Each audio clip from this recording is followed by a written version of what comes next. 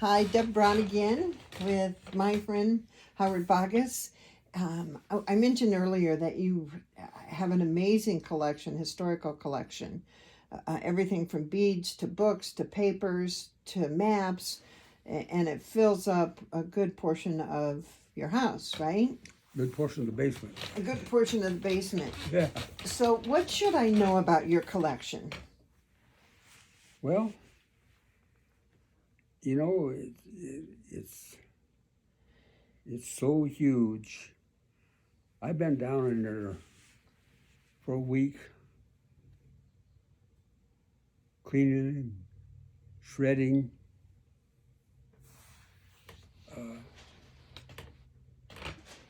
sorting, and you know, I've got some pretty fantastic stuff down there. I've got books that are just copies, and they're 2.5 inches thick. Got several of them. I got one of the books I got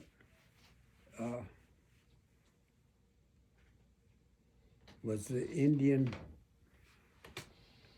You know, the Indian put buffalo hides up inside of their lodges. You know, and so in the wintertime,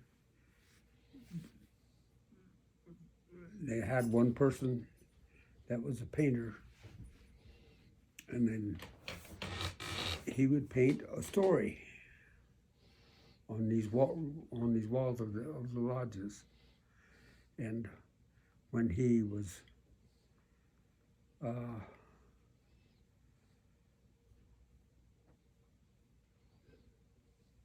when it was in the lodges, he'd paint these stories, and then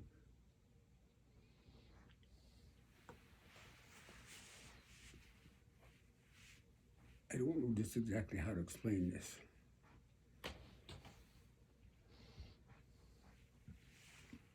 But after they'd paint the lodges and paint these stories on it, it was an older Sioux Indian, and the way I understand it, he was a chief of some kind, and he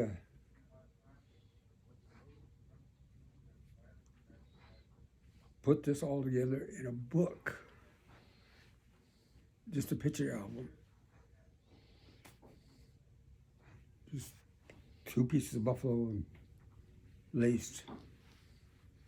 So, the actual buffalo skin he made into a book, or pictures of it? Oh no, the pictures went in the buffalo skin. Oh, wow. Okay. And when he died, his sister had it buried with him. But in them days, you know, a grave was only about 2 feet deep. And when that night, some white men went over there, dug up the grave, and stole the book. And it's at this university on the East Coast. That original book is. And when I was phoning around all the universities and stuff that I had a phone number for, and I got a kick out of it. This kid answers the telephone. Oh, we ain't got nothing like that. We don't have nothing like that.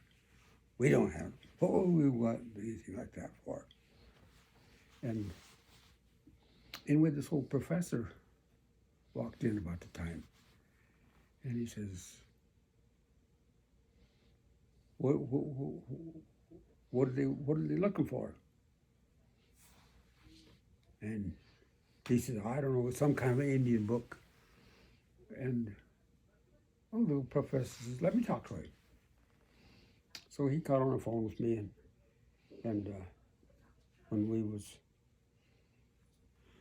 talking, and I explained what I was wanted, and he got real quiet, and he says, you know, I think I found the book that you're trying to tell me that you're looking for. But he says, it's down in the basement.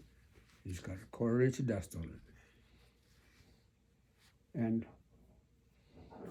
he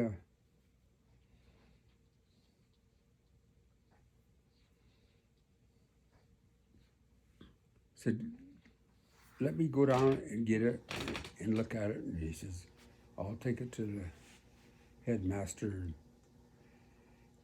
and see if they'll let me get you some copies of it. And anyway, the old headmasters, they said, yeah, go ahead. And they took it over to Kinko's. And they made me copies. $1.25 a page, 2 inches thick.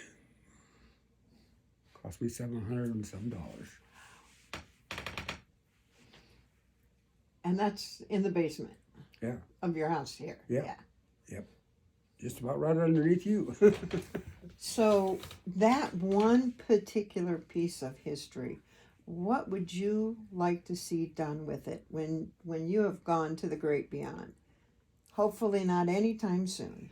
Well, you know, I've talked to several places, and they're not interested in books, but the Montana Historical Society is. And I think that that's probably where most of my stuff is going to go to, other than my kids can have whatever they want out of it. Of course. Have you been in touch with anybody at the Montana Historical Society? No, I haven't. You would let us know? You would let me know, particularly if I could help with that process? That's a phone call or an email. I'd be happy to reach out for you. Oh, I got some friends up there. I figured you did. I've given a lot of stuff. I'm quite sure. In fact, there's my hat in there. You'll see that there's a gold pin on the left side of my hat. It's in the kitchen in there. Okay. In 2004, I was awarded that pin by the Montana Historical Society for being Montana's Historian of the Year. And rightly so, my friend. Rightly so.